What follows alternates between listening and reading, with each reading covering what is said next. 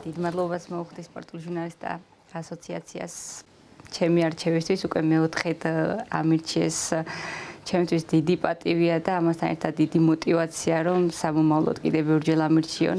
რა თქმა უნდა ძალიან გახარებული ვარ და ბედნიერი ამ ყველაფრით, როდესაც შენი შრომის შედეგი გიფასდება. რაც შეეხება ჩვენს მსოფლიო ჩემპიონატს, გაიმართება 13 ივნისს აიღებს სტარტს და გავიარეთ ძალიან კარგი შეკრება. უკვე ბოლო ეტაპს გავივლით გორში და რა თქმა უნდა სრული შემადგენლობით გავემგზავრებით უნგრეთში. მინდა მიულოცო ეთერლი პარტელიანს მორიგი აღიარება ის ბოლო წლებში ჩვენში ქალთა სპორტის უდაო ლიდერია მინდა ეთოს და ჩვენს ნაკრებს წარმატებები უსურვო მოახლოებულ მსოფლიო ჩემპიონატს.